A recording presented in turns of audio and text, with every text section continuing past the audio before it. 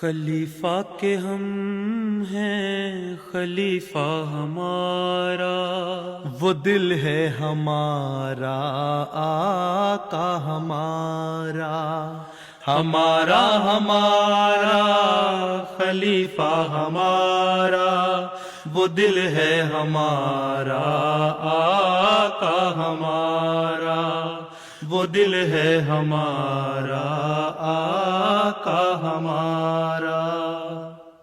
Assalamu alaikum and welcome to This Week with Huzur. We are honored to present highlights of a mulaqat with Khudam from Sweden. In addition, beloved Huzur Aidullah Ta'ala bin Nasr al-Aziz graciously granted a meeting to a delegation from Indonesia. We begin with Sunday's mulaqat, where Hadrat Khalifatul Masih Aidullah Ta'ala bin Nasr al-Aziz graciously met with members of Majlis Khudam al-Ahmadiyya from Sweden. Last Sunday, Khudam from Sweden were blessed to have a mulaqat with Hazrat Khalifatul Masih V, Ayyadullah Ta'ala bin Nasr al-Aziz. The Khudam had travelled especially for the mulaqat, which took place in Islamabad.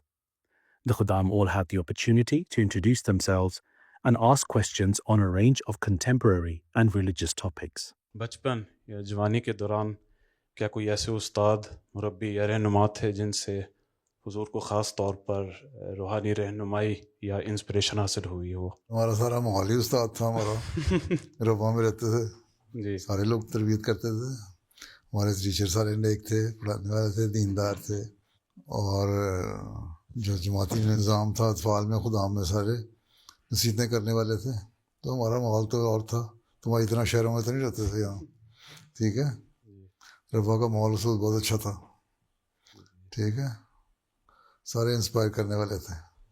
حضور آج کل بہت سے لوگ یہ کہتے ہیں کہ جب تک میاں بیوی دونوں کام نہ کریں گھر کے اخراجات پورے نہیں ہوتے، لیکن اس سے بچوں کی تربیت متاثر ہوتی ہے۔ اس بارے میں حضور انور سے رہنمائی کی درخواست ہے۔ میں کیا کہہ سکتا ہوں، آپ کو خود پتہ ہے آپ کے کتنے خرچے ہیں اور بچوں کے اخراجات پورے ہوتے ہیں کہ نہیں، یہ تو آپ بتا سکتے ہیں نا، مجھ سے پوچھے میں کہوں گا قناعت کرو تو اخراجات پورے ہو جاتے ہیں، اور بچوں کی تربیت تو بہرحال پہلا فرض ہے، جب اللہ تعالیٰ نے بچے دیے ہیں تو ان کی تربیت کرنا بھی تو فرض ہے نا، ذمہ داری ہے نا ماں باپ کی۔ کام پہ لگ کے اپنے بچوں کی تربیت نہیں خراب ہونی چاہیے۔ ویسے اگر کوئی ایسے پروفیشن میں ہے جس کا انسانیت کو فائدہ ہو رہا ہے، کوئی ڈاکٹر ہے، کوئی ٹیچر ہے، عورت بھی، اور وہ کام کر رہی ہے تو ٹھیک ہے، ایسا اپنے وقت کو آرگنائز کرے کہ جب بچے چھوٹی جو عمر کے بچے ہیں ان کو تو خیر وقت دینا چاہیے، جب بچے اسکول جانے لگ جائیں تو پھر ان سے پہلے یہ بچے گھر آئیں اسکول سے، ماں باپ میں سے کوئی نہ کوئی گھر میں موجود ہونا چاہیے تاکہ ان کو ریسیو کرے، ان کا خیال رکھے، ان سے پوچھے، نہیں تو پھر بچے آئیں گے اور دیکھیں گے نہ ماں گھر میں نہ باپ گھر میں، فریج کھولیں گے کوئی تو اس میں یہ بسکٹ یا کوئی چیز نظر آئے گی، کھا لیں گے، کچھ نہیں ہوگا تو ویسے کہیں گے کہاں اماں نے کچھ بھی نہیں بنایا ہمارے لیے، پھر اس کے بعد کوئی نگرانی کرنے والا نہیں تو باہر چلے جائیں گے کھیلنے کھولنے کے لیے، اور ہو سکتا ہے کسی غلط صحبت میں بھی پڑ جائیں۔ تو اس لیے بہتر یہ ہے کہ اگر کام کرنا بھی ہے تو اس طرح آرگنائز کرو کہ بچے جب اسکول سے گھر آئیں تو ان کو وقت دے سکو، ماں باپ میں سے کوئی نہ کوئی، ٹھیک ہے۔ باقی خرچے کم کریں تو ٹھیک ہے، اگر دنیا کی خواہشات بڑھتی جائیں تو کہیں اس کی تو لمٹ ہی کوئی نہیں، ٹھیک ہے، وہ تو بڑھتی چلی جائیں گی، آگے کر کے آگے نظر آتا جائے گا اپنے سے اوپر۔ اس لیے حدیث میں آیا کہ تم دنیاوی معاملات میں، عمارت میں یا پیسے میں یا دولت میں اگر دیکھنا ہو تو اپنے سے کم کو دیکھو تاکہ تم اللہ تعالیٰ کا شکر ادا کرو کہ اللہ تعالیٰ نے مجھے اس سے بہتر بنایا ہے، اور دینی معاملات میں اپنے سے اوپر والے کو دیکھو، اور اس خواہش پیدا ہو کہ میں بھی دینی معاملات میں اتنی ترقی کرنے والا ہوں تو وہاں تک پہنچوں اور مجھے بھی اللہ تعالیٰ سے خالص تعلق پیدا ہو جائے۔ تو اگر یہ سوچ ہو تو پھر دنیاوی خواہشات کنٹرول میں رہتی ہیں، ٹھیک ہے۔ میرا سوال یہ ہے کہ اگر کسی بندے نے پاکستان میں ملازمت حاصل کی ہو اور اس نے مذہب ڈکلیئر نہ کی ہو، تو ملازمت کے دوران اگر اس کو نماز کا کہا جائے تو وہ اس سچویشن کو کیسے ہینڈل کر سکتے ہیں؟ جزاک اللہ۔ کو جی میں پڑھ لوں گا، مجھے چھوڑیں، ٹھیک ہے، اوائڈ کرو حکمت سے۔ ہو سکتا ہے اگر کہیں ٹریپ ہی ہو جاؤ، پھنس جاؤ تو پھر ٹھیک ہے, پھر مجبوری ہے جان بچانے کے لیے. اگر نماز کسی کے پیچھے پڑھ بھی لیتے ہو تو اس میں نماز میں استغفار پڑھتے رہو اور بعد میں اپنی علیحدہ نماز پڑھ لو. جس طرح حج کے موقع پہ خلیفہ اول نے ایک شخص کو کہا تھا کہ اگر تم اس طرح ہو جاؤ اور مجبوری اور تمہیں خوف ہو کہ پتہ نہیں کیا ہو جائے گا, تو پھر جو امام نماز پڑھا رہا ہے اس کے پیچھے نماز پڑھ لو اور اس کے بعد گھر میں آ کے اپنی نماز پڑھ لو. ٹھیک ہے, یہی حضرت خلیفہ مسیح ثانی نے حج کے دوران کیا تھا. لیکن جب خلیفہ اول نے اطلاع عنہ کو بتایا آ کے, تو انہوں نے کہا تم نے ٹھیک کیا. میں نے اس شخص کو بھی یہی کہا تھا کہ اگر تمہیں کمزوری ہے اور تم خوف زدہ ہو تو پھر ٹھیک ہے, اس وقت تو ان حالات میں پڑھ لو نماز اور بعد میں گھر آ کے اپنی نماز علیحدہ پڑھو. محمد کو تو ہم نہیں مانتے. ٹھیک ہے, جزاک اللہ. میرا یہ سوال تھا کہ اگر ایک خادم مربی بن کر جماعت کی خدمت کرنے یا سائنسدان بن کر انسانیت کی خدمت کرنے کی چوائس ہو تو پیارے آقا اسے کیا کرنا چاہیے؟ سائنسدان بن کے بھی جماعت کی خدمت ہو سکتی ہے, بالکل. مربی بن کے بھی جماعت کی خدمت ہو سکتی ہے. بالکل. تو جس چیز میں دلچسپی زیادہ ہے وہ کرو. اگر سائنس میں دلچسپی ہے کہ سائنسدان بن جاؤں, اس میں ترقی کرو, اور جب ترقی کرو گے تو تمہارے اس ماحول میں ایکسل کرو اور اتنے اوپر جاؤ جی. کہ وہاں تمہارے ارد گرد تمہارا ماحول جو ہے تمہارے سے متاثر ہو. پھر وہاں تمہارے لیے تبلیغ کے راستے کھل جائیں گے. وہیں تم مبلغ بن جاؤ گے, مربی بن جاؤ گے, جماعت کی خدمت کرنے والے بن جاؤ گے. ٹھیک ہے, لیکن ساتھ دین کا علم بھی حاصل کرو. جی. ٹھیک ہے. جی. اسی طرح جو مربی ہے اس کو بھی اپنے فیلڈ میں ترقی کرنی چاہیے. اصل کام تو یہی ہے نا کہ جماعت کے افراد کی تربیت اور دوسروں کو اسلام کا پیغام پہنچانا. اگر اپنی تربیت صحیح نہ ہو تو جماعت کی تربیت کیا کرے گا انسان. اس لیے چاہے تم سائنسدان بن رہے ہو یا مربی بن رہے ہو, اگر حقیقی احمدی ہو تو اس سوچ کے ساتھ کام کرو کہ میں نے اللہ تعالیٰ کے جو احکامات ہیں ان پہ عمل کرنا ہے, اور میرے دل میں جذبہ ہے اور جوش ہے جماعت کی خدمت کا, چاہے وہ کسی بھی صورت میں ہو, تو اس کے لیے میں نے اپنے حالت کو بہتر کرنا ہے. جب حالت کو بہتر کرو گے, اللہ تعالیٰ کے حکموں کے مطابق کرو گے, تو پھر تربیت کے راستے کھل جائیں گے اور ساتھ ہی تبلیغ کے راستے بھی کھل جائیں گے. تو دونوں میں سے جو پسند ہے وہ کرو, اس پہ کوئی ایسا وہ نہیں ہے. بعض لڑکا کہتا ہے میں نے مربی بننا ہے, ماں باپ کہتے ہیں نہیں تم سائنس پڑھ لو, ڈاکٹر بن جاؤ, فلاں کر لو. یا ماں باپ کہتے ہیں مربی بن جاؤ, تم کہتے ہو نہیں میں نے ڈاکٹر بننا ہے, فلاں. تو جو چیز میں دلچسپی ہے وہ کرو. میں تو یہی کہا کرتا ہوں جیسے میرے مشورہ مانگتے ہیں لوگ. اور خدمت جو انسانیت کی ہے اور جماعت کی ہے وہ دونوں صورتوں میں ہو سکتی ہے. انسان کا اپنا جذبہ ہونا چاہیے, اپنا دین کا علم ہونا چاہیے, خدا تعالیٰ سے تعلق ہونا چاہیے. ایک سائنسدان بن کے تو دنیا میں پڑ جاؤ اور بھول جاؤ خدا کو تو کوئی فائدہ نہیں.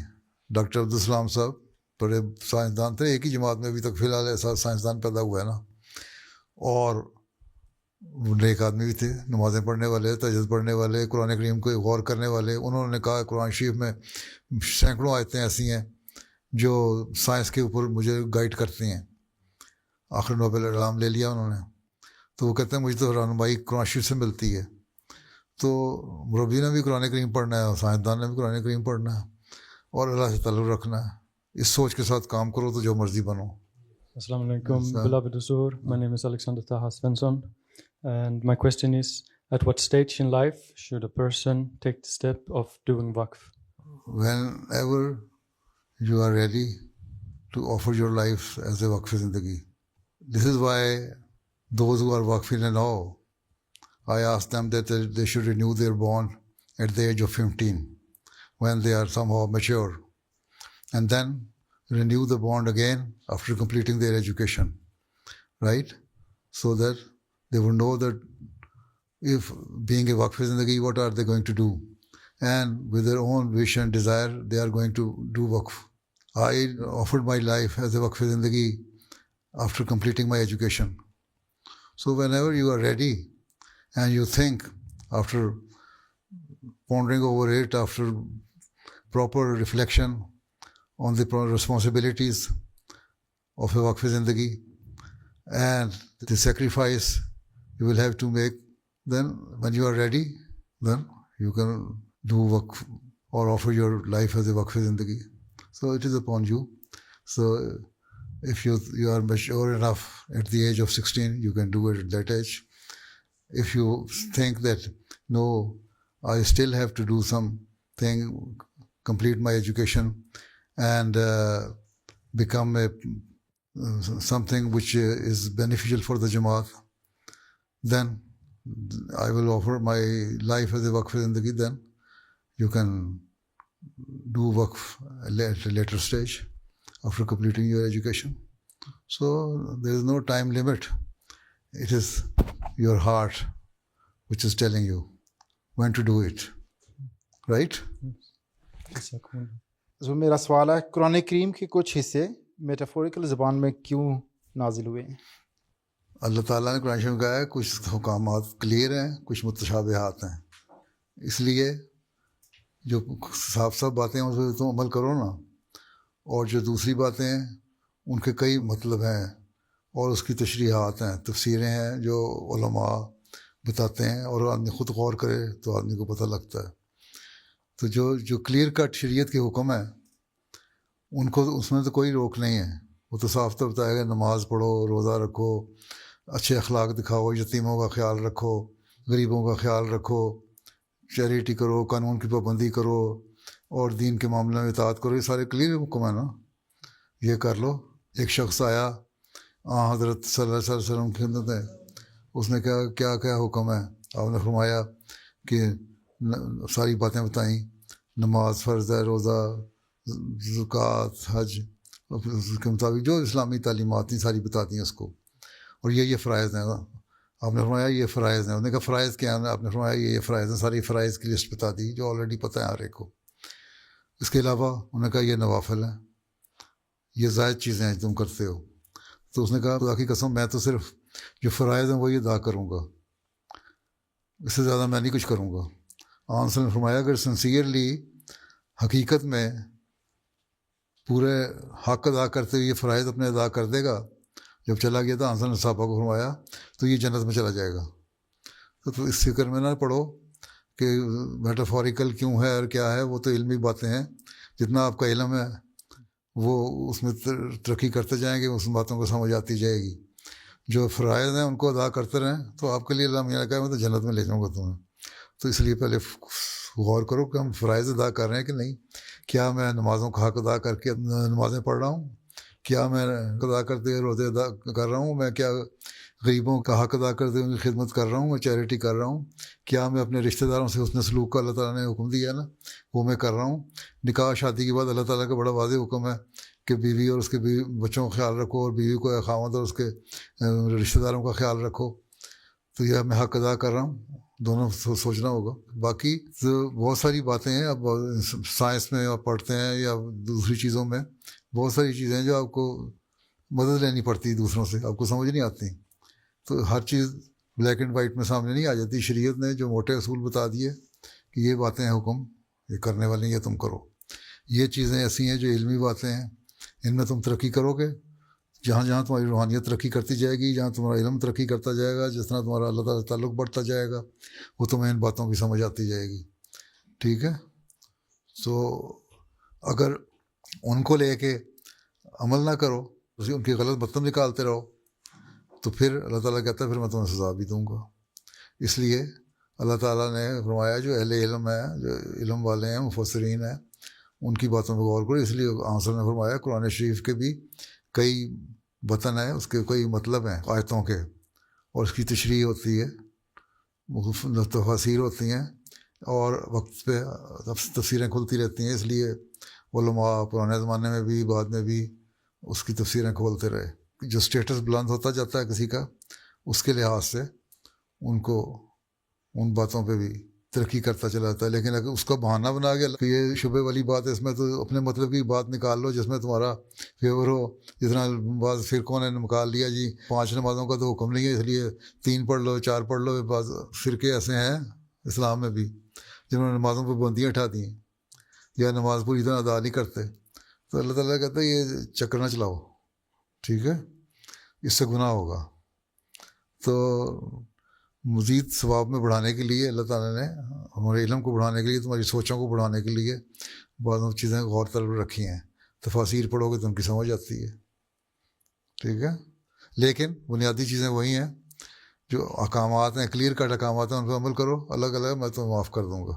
اللہ تعالیٰ نے کوئی شرط نہیں رکھی. اگر تم نے جو شبے والی باتیں اگر ان پہ تم عمل نہیں کرتے, یا میٹافوریکل جو باتیں ہیں یا تشبیہات جو دی ہوئی ہیں اس پہ عمل نہیں کرو گے تو تمہیں میں جہنم میں ڈالوں گا. اللہ کہتا ہے نہیں, تم نماز قرآن تو پڑھو نا, ٹھیک ہے, باقی اللہ پہ غیب پہ ایمان رکھو, بس ٹھیک ہے, تمہارے لیے ہی کافی ہے.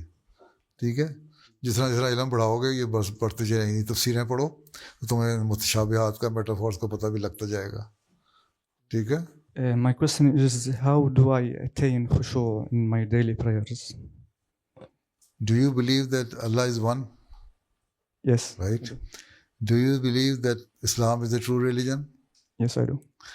Do you believe the Holy Prophet Sallallahu Alaihi Wasallam is the last of the prophets, Khatamun Nabiyyin? Yes. Right. Do you believe that Masih Maud alayhi salam is the person who was to come in the later days for the revival of Islam? Yes, I do. Yes. Do you believe in the system of Khilafat? Yes, I do. Do you believe that Allah Ta'ala has given so many commandments in the Holy Quran and the injunction? There are so quite a number of do's and don'ts in the Holy Quran, and we should practice on it. Allah Ta'ala has given us clear-cut teaching, right? Yes. Do you believe that whatever you are getting is from Allah? Yes. He's Rabbul Alameen. Yes. He is the provider and sustainer of everything, Yes. right? Yeah. And He has given you the fertile brain to think over these things and try to gain the love of Allah Ta'ala, right? And this is your desire, that you should gain the love of Allah Ta'ala. If you count all these things and see the blessing of Allah Ta'ala on you, then definitely you will be grateful to Allah Ta'ala. When you are grateful to Allah Ta'ala, when you thank Allah Ta'ala and you praise Him that Allah Ta'ala has bestowed quite a number of things on you for your benefit, then your emotions will come out, and that will make you think over the existence of Allah Ta'ala and His blessings on you, and that will make you more humble, and your humility will increase. And when these type of emotions come, then definitely you will cry. You will seek Allah's help, that Allah Ta'ala increase these emotions more than before. So that is called khushu, right? So if you count all these blessings which Allah Ta'ala has bestowed upon you, that can make you to understand the concept of khushu and the closeness of Allah Ta'ala. آج کل لوگ کہتے ہیں کہ اے آئی 5 سے 10 سال میں کئی ملازمتوں کی جگہ لے لے گا. یہی ہو جائے گا. اور اس کے بعد اب یہ بھی کہتے ہیں کہ گورنمنٹوں کو بھی ہوشیار ہو جانا چاہیے, کیونکہ جب ملازمتیں ختم ہوں گی تو گورنمنٹوں کو ٹیکس نہیں ملے گا. ٹیکس لیتے ہیں نا لوگ, کماتے ہیں تو اسے ٹیکس پے کرتے ہیں اور ان سے گورنمنٹ چلتی ہے. ٹیکسوں سے ہی گورنمنٹ چل رہی ہوتی ہے نا, اور اس کی انکم جب کم ہو جائے گی تو ان کی اکانومیز جو ہیں وہ بالکل گرنے شروع ہو جائیں گی, اور پھر گورنمنٹ کہے گی او اب تو اے آئی کو بند کرو. ٹھیک ہے, تو کہیں نہ کہیں ان کو کبھی نہ کبھی سینس آ ہی جائے گی. تو تم کیا کہتے ہو کہ ہم اس صورتحال میں ہم نوجوانوں کو کن فیلڈز میں جانا چاہیے؟ جس فیلڈ میں بھی جاؤ گے وہاں اے آئی آ جائے گی. جی ٹھیک ہے, اے آئی نے مصیبت ڈالی ہوئی ہے. تم جس فیلڈ میں بھی جاؤ گے اے آئی آ جائے گی, ملازمت تبھی کم ہوں گی نا, جیسے پہلے میں نے بتا دیا تمہیں. تو اس کا یہی ہے کہ کنٹینٹمنٹ پیدا کرو, قناعت پیدا کرو, اور پرانے زمانے میں ہل چلا کے روٹی پکاؤ اور کھاؤ, وہی کام رہ جائے گا پھر ہمارا. ٹھیک ہے, چند ایک امیر لوگ رہ جائیں گے, اور جب وہ لوگ رہ جائیں گے پیچھے کچھ نہیں ہوگا. حکومتیں بھی بالکل ان کی جو ہے اکانومی فلاپ کر جائے گی, تو پھر کیا ہوگا؟ تباہی ہوگی. اسی دوائی کی طرف انسان جا رہا ہے. اللہ کو پہچانے کا یہ دعا ہو جائے گا. اس لیے یہی کرو, جس فیلڈ میں بھی جاؤ گے یہی ہے. میرا خیال تمہاری زندگی تک شاید گزر جائے, آدھی زندگی تمہاری گزر جائے گی اس میں. اگلے بچوں کی فکر کرو کیا کریں گے وہ بیچارے. ٹھیک ہے. میرا سوال ہے, احمدیوں کو ہیوملٹی اور سیلف ریسپیکٹ کے درمیان کس طرح ایک بیلنس رکھنا چاہیے کہ جماعت کا نام کو نقصان نہ پہنچے, جس طرح کبھی کبھی کام پہ یا باہر جھگڑے ہو جاتے ہیں؟ وقار علیحدہ چیز ہے, عاجزی علیحدہ چیز ہے. سیلف رسپیکٹ ایک وقار ہے, وہ کہتے ہیں ڈگنیٹی اور وقار. ہیوملٹی عاجزی ہے. ٹھیک ہے, اپنے آپ کو ہر بات میں بوسٹ کرنا, تکبر سے باتیں کرنا, اس چیز سے اللہ تعالیٰ نے منع کیا ہے. لیکن اللہ تعالیٰ نے اس چیز سے منع نہیں کیا کہ تم اپنا وقار قائم نہ کرو. اپنا وقار قائم کرو گے تو لوگ بھی عزت کریں گے نا. اب بعض لوگ بہت عاجز ہوتے ہیں, لوگ ان کی عزت کرتے ہیں اور اس بات کے سے عزت کرتے ہیں کہ اس میں عاجزی بڑی ہے. کوئی منفی اثر تو نہیں چھوڑ رہا اس کے اوپر, عاجزی اس کا ایک پلس پوائنٹ ہی مل رہا ہے نا اس کو. ہاں جی, بندہ بڑا عاجز ہے, بہت آرام سے ملتا ہے, تو کیا وہ اپنی سیلف رسپیکٹ اور آنر اور ڈگنیٹی کو قربان کر رہا ہوتا ہے؟ نہیں نا. تو عاجزی دکھانا اور چیز ہے. حضرت مسیح علیہ السلام کو اس لیے اللہ تعالیٰ نے فرمایا تھا تیری عاجزانہ راہیں اسے پسند آئیں. جہاں موقع ہو وہاں بحث کرنے کے بجائے جو حق سمجھتے ہو اللہ تعالیٰ کی خاطر اس کو بیان کر دو, تو اللہ تعالیٰ اس کو اچھا سمجھتا ہے. ٹھیک ہے, لیکن وہاں ضد میں آنا, ایروگنس دکھانا اور یہ کہنا کہ میں پتہ نہیں کیا چیز ہوں, میرے سے کون کنفرنٹ کر سکتا ہے, میرے سے کون کنٹراڈکٹ کر سکتا ہے میری دلیلوں کو, میری باتوں کو, میں یہ کر دوں گا وہ کر دوں گا, یہ اس کے خلاف ہے ہیوملٹی کے, عاجزی کے. اور یہ تمہیں سیلف رسپیکٹ نہیں دیتی. تو تم یہی لوگ کہیں گے نا, تمہیں دور ہٹ جائیں گے, بڑا ایروگینٹ آدمی ہے. تو یہ چیزیں دیکھنے والی ہیں. عاجزانہ رہیں, لیکن حضرت مسیح علیہ السلام کو عاجزانہ رہیں پسند آئیں. وہاں جہاں بحث کی آپ نے چھوڑ دی اللہ کی خاطر. لیکن کیا آپ اس عاجزی کی وجہ سے آپ میں کوئی عزت نفس نہیں تھی؟ آپ نے لوگوں کے سامنے کو بھیک مانگی؟ جہاں مقابلہ آیا وہاں مقابلہ کیا. ٹھیک ہے, آریوں کو بھی جواب دیا, عیسائیوں کو بھی جواب دیا, دہریوں کو بھی جواب دیا, اور جہاں مذہب کی عزت کا سوال آیا وہاں کھل کے اپنا بیان بھی کیا.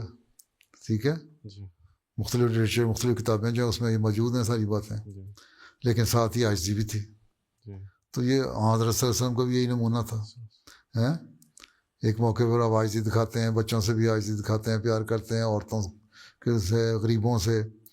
دوسری طرف جہاں سوال آیا اسلام کی عزت کا, تو نہ ابو جہل کو دیکھا تو نہ کسی اور کو دیکھا. تو یہ فرق ہے. حضور, میرا سوال ہے کہ حضور کے نزدیک آج انسانیت کو درپیش سب سے بڑا چیلنج کیا ہے؟ یہ سوشل میڈیا اور یہ ٹی وی چینل اور غلط قسم کے حرکتیں, اے آئی اور یہ اور وہ سب کچھ, یہ صحیح یہی چیلنجز ہیں. ان کو صحیح طرح استعمال کرو, ان کا استعمال ٹھیک ہے جائز طریقے سے کرو. اسی میڈیا کے اوپر اخلاقیات کی باتیں کرو, مذہب کی باتیں کرو, خدا تعالیٰ کے پیغام سناؤ. تو یہی اس کا توڑ ہے ان چیلنجز کا, کہ تمہارے اخلاق بھی درست رہیں گے, تمہارا مذہب بھی درست رہے گا, اور لوگوں کو اویئرنیس بھی ہو جائے گی کیا چیز ہے, اس کا صحیح استعمال بھی ہو جائے گا. اس سے چھٹکارا تو ملنا کوئی نہیں ہے. تو اس کو صحیح استعمال کرنے کے لیے احمدی ہیں جو ان کو صحیح استعمال کریں, اور خدا تعالیٰ کی تعلیم اور اس کے احکامات کے مطابق اسی پہ ایسی چیزیں ڈالیں جو لوگ صرف ان برائیوں کو نہ دیکھتے رہیں بلکہ تمہاری اچھائیاں بھی دیکھتے رہیں. اور یہی ہے کہ اس کو تم کاؤنٹر کر سکتے ہو. جو غلط قسم کے چیلنج ہیں, اخلاق جو خراب کرنے کی جو کوششیں ہیں, اور یہی بہت بڑے چیلنج ہیں, ان کو ہم توڑ کر سکتے ہیں, کاؤنٹر کر سکتے ہیں. ٹھیک ہے. As the mulaqat concluded, the Khuddam were blessed to have a picture with Hazrat Amir al-Mu'mineen and received the gift of pens. Two Khuddam, who had received medals for academic excellence, requested Hazrat Amir al-Mu'mineen to award them the medals. تم یہاں ملا تھا یا وہاں؟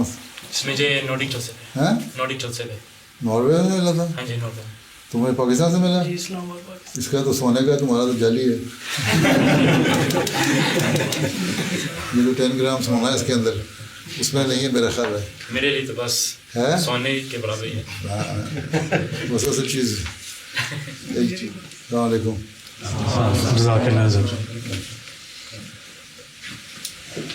On Wednesday, a delegation from Indonesia had the honor of having a mulaqat with Hazrat Khalifatul Masih. The delegation consisted of 4 guests, including Sayyid Aqil Siraj, the former chairman of the Nahdlatul Ulama Executive Board, and Rubikin Amhas, the former special advisor to the President of the Republic of Indonesia. بڑی خوشی ہوئی آپ کو مل کے. آپ ماشاء اللہ religious scholar بھی ہیں, پروفیسر بھی ہیں, اور جماعت سے اچھے تعلقات بھی ہیں، اور یہی چیز ہے انسانیت کی بنیاد، کہ تھوڑے سے اختلافات بھی ہوں تو انسانیت کے ناطے، اللہ تعالیٰ کی مخلوق ہونے کے ناطے، اشرف المخلوقات ہونے کے ناطے ہم ایک دوسرے سے پیار محبت کا سلوک کریں۔ اور اسلام یہی تعلیم دیتا ہے انسان کی قدر کرنا، کہ انسانیت جو ہے وہ بنیادی چیز ہے۔ اسلام کی تعلیم بھی یہی ہے۔ جس طرح ایک حدیث میں آتا ہے، ایک جنازہ گزر رہا تھا، حضرت صلی اللہ علیہ وسلم اس سے استقبال کے لیے کھڑے ہو گئے، تو ایک صحابی نے کہا حضور یہ تو یہودی تھا، تو آپ نے فرمایا یہ انسان نہیں تھا، اس کا ادب کرنا چاہیے۔ تو اصل چیز تو انسانی قدریں ہیں۔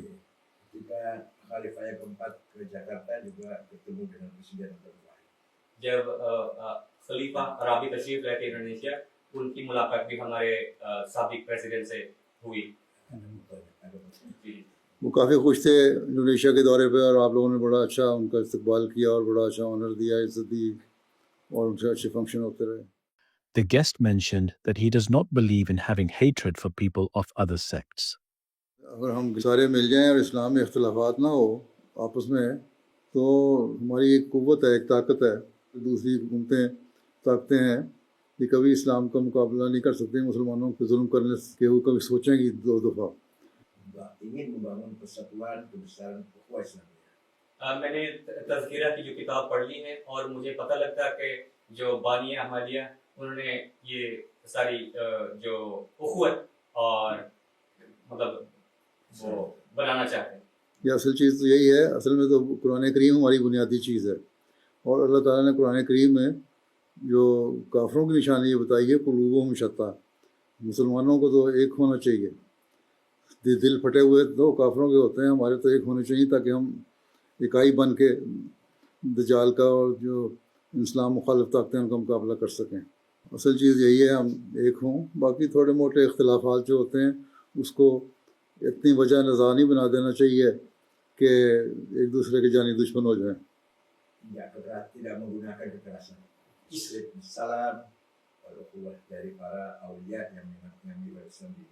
اسلام کی جو پہلی دفعہ آئے تھے انڈونیشیا، وہ بھی پیار محبت سے پھیلا، نہ کہ بالکل۔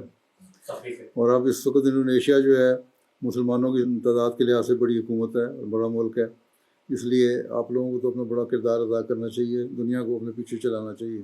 کوئی ایک میسج جائے دنیا کو کہ مسلمان ایک ہیں، تو پھر اس قسم کی سوچیں رکھنے والے جو لوگ ہیں وہ اپنی خوف سے نہیں تو کم از کم اپنی سوچوں کو بدل کے رہیں گے۔ یہی تعلیم دیں یہاں کہ ہمیں اپنا اسلام کا جو تعلیم، حقیقی تعلیم کا نمونہ ہے نا، وہ دکھانا چاہیے ہر مسلمان کو۔ باقی چھوٹے موٹے اختلافات اگر ہمارے ادھر دوسرے مسلمانوں کے درمیان ہیں تو کوئی ایسی مسئلہ نہیں ہے، ان کو حل کیا جا سکتا ہے۔ آخر ہم ایک اللہ کی عبادت کرنے والے ہیں، ایک رسول صلی اللہ علیہ وسلم کو ماننے والے ہیں، ایک قرآن کریم کو ماننے والے ہیں، آخری شریعت کی کتاب مانتے ہیں، تو پھر اگر دوسرے اختلاف ہیں تو اس کو ان کی خاطر ختم کر دینا چاہیے۔ قرآن شریف میں اللہ تعالیٰ نے یہ فرمایا ہے کہ جو تعالیٰ علی کلمۃ سواء بیننا و بینکم، جو کلمہ ہے ہمارے اور تمہارے درمیان، وہ اللہ تعالیٰ کی ذات ہے، کہ شرک نہیں کریں گے۔ اس پہ اہل کتاب کو جب یہ کہا ہے تو ہم مسلمان تو پھر اکٹھے ہونا چاہیے، اور اس کو رحمت بنانا چاہیے، زحمت نہیں بنانا چاہیے، اس سے ترقی ہوتی ہے۔ تو بہرحال اتنے بڑے جو فالوئنگ ان کی ہے، اللہ تعالیٰ ان سب کو توفیق دے کہ ان کے جو یہ باتیں ہم کو بتاتے ہیں ان پہ وہ عمل بھی کرنے والے ہوں، اور حقیقی اسلام کی تصویر پیش کرنے والے ہوں۔ اگر ان جیسے پرامن لیڈر دنیا میں پیدا ہو جائیں، اسلام کی حقیقی تعلیم بتانے والے دوسرے علماء بھی، تو اسلام کی جو غلط تصویر دنیا میں پیش ہوئی ہے وہ ختم ہو جائے۔ ابھی سب سے بڑی پرابلم ہمارا وہ غربت ہے، ان کے پاس دل کی دولت ہے، ان کے پاس اور نیچرل ریسورسز کافی سارے ہیں۔